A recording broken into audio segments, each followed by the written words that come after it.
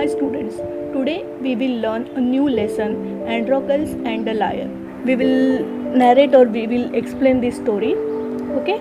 Long ago there were a kind, gentle and courteous man called Androcles. Androcles करके एक आदमी था. He is very kind, बहुत अच्छा था, gentle. Courteous का मतलब आप यहाँ देख सकते हैं polite, बहुत नम्र था. But he had a very cruel master. उसका एक मास्टर था जो उसको बहुत सताता था. क्यों? क्योंकि in those days kings, nobles and other wealthy man used poor as their slaves. क्योंकि वो ज़माने में जो राजा थे या बहुत अमीर लोग थे वो अपने यहाँ पे स्लेव्स मतलब गुलाम रखते थे काम करने के लिए. So Androcles was a slave. तो एंडोकल्स भी एक स्लेव, एक गुलाम था. The slaves were forced to work for their masters. गुलाम का क्या काम था? उन लोगों को ज़बरदस्ती अपने मास्टर्स का, अपने मालिक का काम, सब काम करना पड़ता था. They had to do what their masters told them. जो भी मास्टर काम बोलेंगे वो उनको सब करना पड़ता था. They had no freedom, no rights. कुछ भी उनको फ्रीडम मतलब कहाँ जाना हो, आना हो, कोई चीज़ का फ्रीडम उनको था ही नहीं. Even when they were unhappy with their master, they could not leave him. अगर उनको वो मालिक पसंद नहीं होता था, वो उनसे नाराज़ रहते थे, तो भी वो अपने मालिक को नहीं छोड़ सकते थे. They were bound by law to obey their masters, however weak he might be. वो कितने भी क्रूएल, कितने भी खराब हो, तो भी उनको वो उनके मास्टर, उनके मालिक के साथ ही रहना पड़ता था. Androcles did not like his heartless weak master. उसी तरह एंडोकल्स को भी ऐसा हार्टलेस मतलब जो निर्दयी मास्टर और मालिक नहीं पसंद था. His master starve him his slaves and often whipped them. Starve mean उनको खाना पीना नहीं देता था, उनको बहुत सताता था. Android failed that even death was better than serving such a master. तो ऐसे मालिक की गुलामी करने से अच्छा मैं मर जाऊँ, ऐसा एंडोकल्स को लगता था. He kept looking out for a good opportunity. वो देख रहा था कोई उसको अपॉर्चुनिटी, कोई ज़रिया मिले तो वो वहाँ से उसके मालिक के यहाँ से वो भाग सके.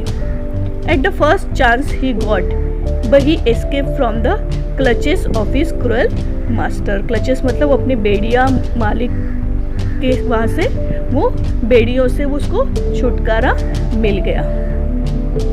तो यहाँ पे हम देख सकते हैं एट लास्ट एंडोकल्स अपने मास्टर, अपने मालिक के यहाँ से भाग जाता है और छुपते छुपाते वो कहाँ चला जाता है? एक जंगल में.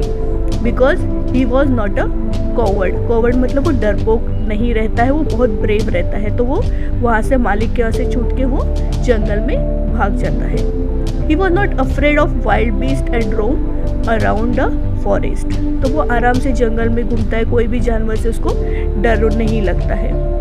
He did not mind that he had no roof over his head. उसके सिर पे छप्पर नहीं है, छत नहीं है या उसको घर नहीं है, उसको कोई भी दुख नहीं रहता. बल्कि he was very happy as he was a free bird to go wherever he wished. वो गुलामी से छूट के भागता है, इसके लिए बहुत खुश रहता है कि अभी वो कहीं भी बर्ड के जैसा, एक पंछी के जैसा यहाँ वहाँ घूम सकता है. One day he was wandering in a forest. He suddenly came face to face with a lion. ऐसे ही जंगल में घूमते घूमते एक दिन वो एक शेर के सामने आ जाता है. His first reaction was to turn and flee. पहले उसको सोचता है कि मैं लायन का सामना करने से अच्छा मैं उससे भाग जाऊँ. But then he saw that the lion had not moved on seeing him. वो फिर वो देखता रहे, ये शेर मुझे देख के हिला भी नहीं, डरा भी नहीं, या मुझे डरा भी नहीं रहा है, खा भी नहीं रहा है. तो उसको थोड़ा अचरज होता है. नाइदर ही ग्रोल्ड और रोल्ड. चिल्लाया भी नहीं है, मुझे डरा भी नहीं रहा है. तो वो बोलता है in fact it looked him piteously as if it was in a great pain. लगता है कि वो कुछ दुख में, किसी चीज़ में, कोई दर्द में वो शेर लग रहा था. Androcles paused. Then he moved very courteously towards the lion. तो वो बिना डरे थोड़ा लायन के पास जाता है, step by step, slowly. The lion moaned and whimpered. Lion बहुत सैड, बहुत दुखी होके बोलता है please help me. Its eyes seemed to say. बोलता है मतलब उसके आंखों से उसको वो दर्द महसूस होता है कि उसको, लायन को, वो शेर को एंडोकल्स की मदद चाहिए थी. तो हियर हम लोग देख सकते हैं when Androcles drew near lions lowered its head, जैसे एंड्रोकस उसके पास पहुंचता है शेर के पास, लायन अपना सिर नीचे करता है और अपने पॉ मतलब अपने पंजे को चाटता रहता है।